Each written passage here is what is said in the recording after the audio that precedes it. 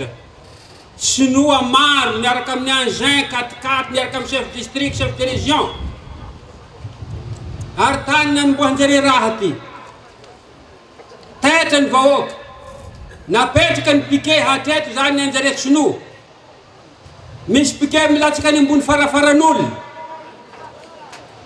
Tranon'olona sasany tafiditra anaty piquet tsy azo idirana. Nitsangana ny vahoaka ny mandry tsara.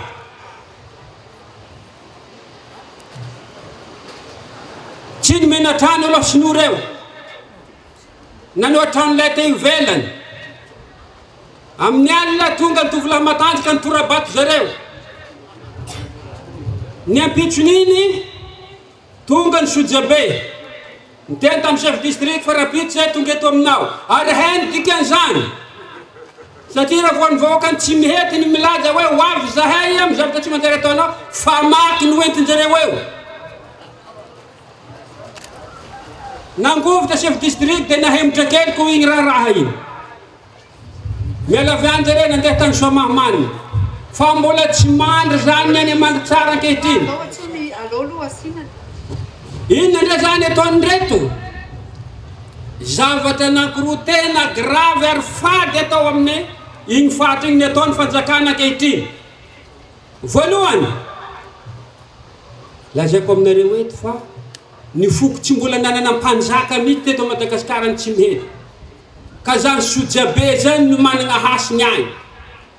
Zao zareo te ampisaratsaraka ny Sojabe.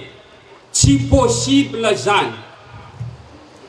Ary raha ohatra ka re responsable nampiditra ny vahoaka reo ndi hitrandraka volamena ny mandry tsara regny ka tongany.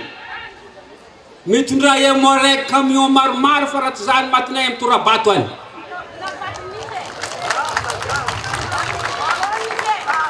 Ny zavatra faharoa ataon-jareo, ty tena suicide, tena mamono olona mivantana mihitsy zareo satria misy olona anankiroa ny karamenjareo any, tsy anay ohatrina ny volany menjareo, dia hoe ndeha handresy lahatr'olona zany fa tsara hony ny fidiran'ny sinoa any Ambalakiragy.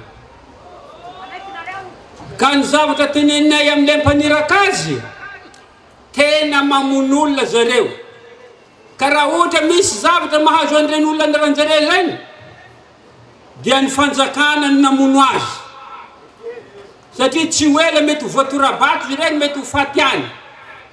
Koa dia riavana, lafo Madagasikara raha tsika tsy mitsangana. Ka dia mitsangana ry malagasy. Misaotra tompoko lahy, makasitrika tompoko vavy.